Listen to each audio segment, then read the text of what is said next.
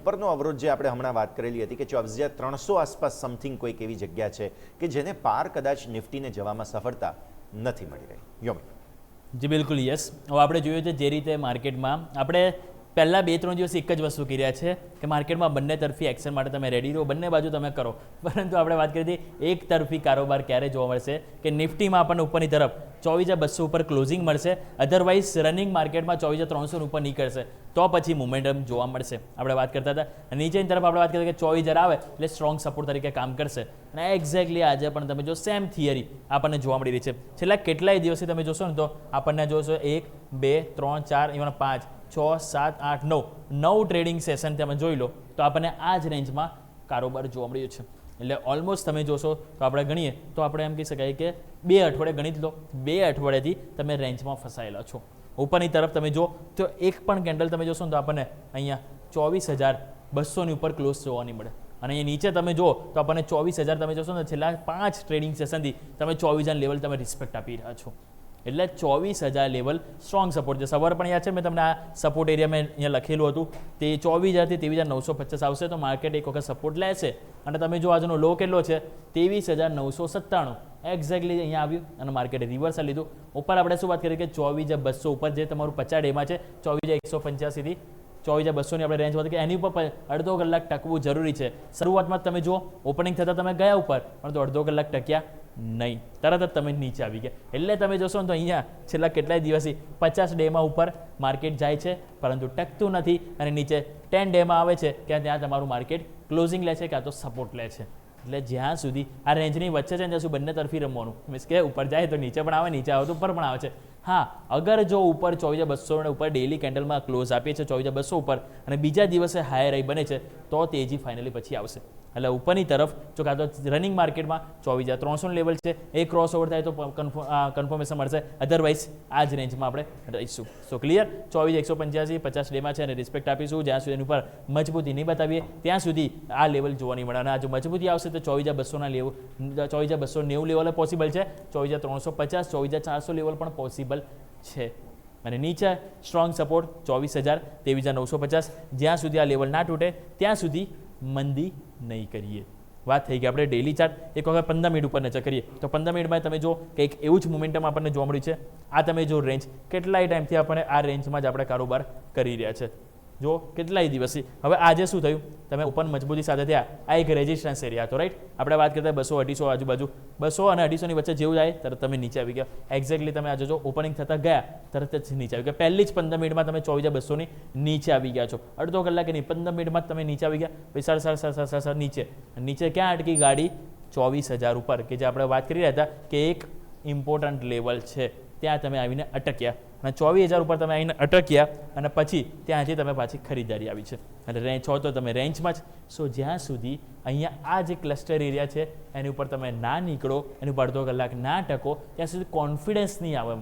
Confidence ત્યારે જ આવશે જેની ઉપર જશો અને નીચે આ લેવલ તમારું ઇમ્પોર્ટન્ટ છે. પહેલાં 24,000 અને એના બાદ તમારું આવશે 23,900 23,800 નું લેવલ છે કે જેને સપોર્ટ આપીશું. પરંતુ અહીંયા એક વસ્તુ સારી વસ્તુ તમે જો 15 મિનિટમાં તમે જોશો તો ક્યાંક ને ક્યાંક તમે આમ ટ્રેન્ડ લાઇન પણ ડ્રો કરી શકો છો. તમે જો પહેલાં 23,800 હતી પછી 23,900 વાળો તમારો સપોર્ટ એરિયા અને હવે તમે અહીંયા 24,000 ઉપર તમે સપોર્ટ લઈ રહ્યા છો. એટલે ધીરે ધીરે તમે થોડા સ્લાઇડ ઉપર તો જઈ રહ્યા છો, બસ જરૂરી છે આ લેવલને ઉપર જવું તો એ કન્ફર્મેશન આપણને અહીંયાથી આપશે. આવો હવે વાત કરીએ ઓપન ઇન્ટરેસ્ટ. ઓપન ઇન્ટરેસ્ટ 24,000 કારણ કે 24,000 તમે જો કે જે બહુ ઇન્ટરેસ્ટિંગ લેવલ છે કારણ કે ત્યાં તમે જો કોલ રાઇટર્સ પુટ રાઇટર્સ વચ્ચે ફાઇટ આવે છે. પરંતુ એ પ્રોબ્લેમ શું થાય છે ખબર છે?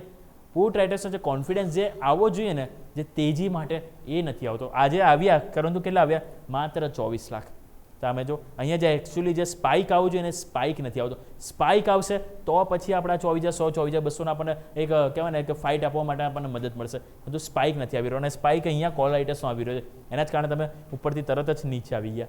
સો 24,200 જ્યાં સુધી આપણે અહીંયા કોલ રાઇટર્સ હાર ના માને, જ્યાં સુધી પુટ રાઇટર્સ એન્ટ્રી નહીં થાય ત્યાં સુધી રેન્જ આ જ રહેશે. 24,000 23,900 નીચે સપોર્ટ, 24,100 24,200 એક રેઝિસ્ટન્સ. સો ક્લિયર. જ્યાં સુધી 24,200 ના નીકળે ત્યાં સુધી તેજીનો કોન્ફિડન્સ જોવા નહીં મળે અને 24,000 જ્યાં સુધી છે ત્યાં સુધી થોડા તમે સ્ટેબલ છો અને થોડા એમ કહેવાય કે સેફ જોવા મળી શકે છે. વાત કરીએ બેંક નિફ્ટી. બેંક નિફ્ટી તમે નજર કરો જ્યારે નિફ્ટી સવારે 130 અંકની મજબૂતી સાથે ઓપનિંગ, પરંતુ બેંક નિફ્ટી 500 અંકની મજબૂતી સાથે ઓપનિંગ થયું. પરંતુ અહીંયા પણ યાદ છે આપણે સવારે એક લેવલ વાત કરી હતી, અગર જો 55,000 ઉપર નીકળીશું તો 55,350 લેવલ આવશે, આ આપણે વાત કરી હતી. અને મેં લેવલ કારણ પણ કીધું હતું કે 10 ડે એક્સપોનેન્શિયલ મૂવિંગ એવરેજ આવે છે. આજનો હાઈ કેટલો બન્યો? 55,345. એક્ઝેક્ટલી તમે ત્યાં આવી ગયા. તમે જો પરમ દિવસે પણ એક્ઝેક્ટલી તમે ત્યાં જ હતા, ત્યાંથી તમે નીચે આવ્યા હતા.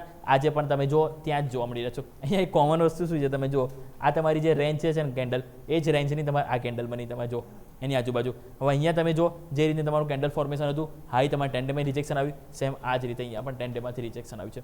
સો 10 ડેમાં 55,350 એની ઉપર ટકવું જરૂરી છે. જો એ ટકીશું તો ઉપર આપણે 50 ડેમાં જે આવે છે, અને જે 50 ડેમાં જે આપણી આવી રહી છે એ છે 56,000, એટલે કે 55,350 ઉપર બીજા 700 પોઈન્ટની જગ્યા ઓપન થઈ શકે.